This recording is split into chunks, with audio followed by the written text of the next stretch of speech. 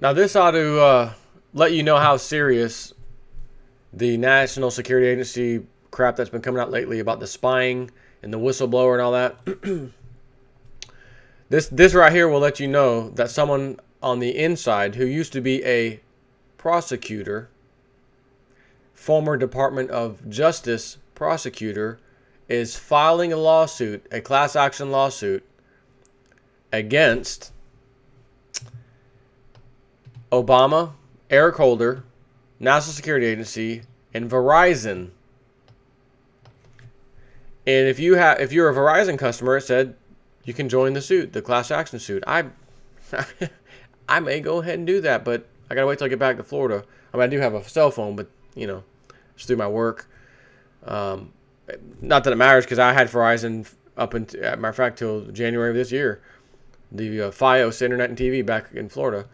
So it says this former Department of Justice guy, Larry Klayman, has filed a $3 billion class action lawsuit in U.S. District Court against President Obama, Eric Holder, the director of NSA, which is Keith Alexander, and the CEO of Verizon, the NSA itself, and Verizon Communications itself, as well as the Department of Justice, and the judge of the U.S. Foreign Intelligence Surveillance Court, Robert Vinson, who rubber-stamped the illegal NSA spying program for violating plaintiffs' constitutional rights, plaintiffs' reasonable expectation of privacy, free speech and association, right to be free of unreasonable searches and seizures, and due process rights. Any Verizon Communications customer is welcome to join the $3 billion class action lawsuit. This suit alleges that the defendants violated the First, Fourth, and Fifth Amendments of the U.S. Constitution and is an outrageous breach of privacy, freedom of speech, freedom of association, and the due process rights of American citizens. This isn't some activist. This isn't some left-wing, right-wing, whatever the hell you want. People like to, people love to label people, whatever. I don't have time for nonsense. There's no labeling. This is the former Department of Justice prosecutor who's filing the lawsuit against his boys.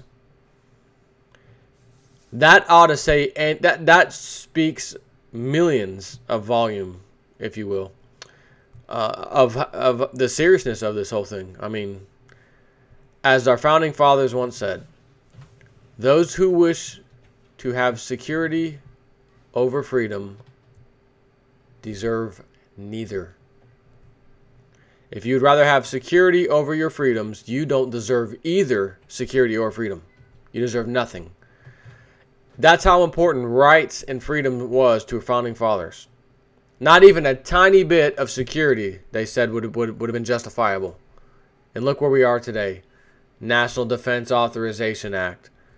This massive spying on American citizens, collecting data, everything from cell phones, video, emails, going back as long as the internet's probably been around now, or at least close to it. Who knows when they really started this program as far as collecting all the data, but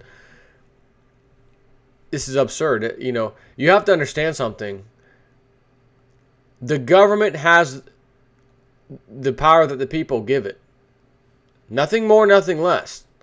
So when you start putting people in power that start changing laws, adding laws, creating new laws that you don't actually accept and say, we don't want that, but they continue doing it, this is what happens. So I love the old theory, vote them out, vote them out. When the only way we can vote is through voting machines that have already been proven to be rigged. So I don't think you're ever going to see any meaningful action happening by voting. And I know you should get out there and vote them all out, vote them all out. How do you vote something out that you can't vote out because the machines are rigged and all the key players in Congress, the Senate, the House and Senate, etc., those are the ones that will keep getting voted in mysteriously every time? How do you plan on changing that? Peacefully protesting and using the system by voting. And no matter who you vote for, the same guys keep getting back in, keep getting back in, keep getting back in. That's how revolutions start. Because once the people finally realize, I can't vote them out, I've emailed my congressman and senator. I've wrote them letters. I've actually driven over to where their building is and stood out there, tried to talk to them. They don't want to hear it. Trust me, I'm the senator. You're the peasant. I know what I'm doing. What does a person or a country or a civilization do when all of the legal and lawful means have been corrupted to where they don't work for you anymore? You can't vote them out, etc. I can only refer you to history because I haven't been alive long enough to tell you what has happened personally or what I got to see happen in any other time, because I'm 35 years old, and again, long hundreds and thousands of years of history. They always seem to show some type of revolution that's usually violent,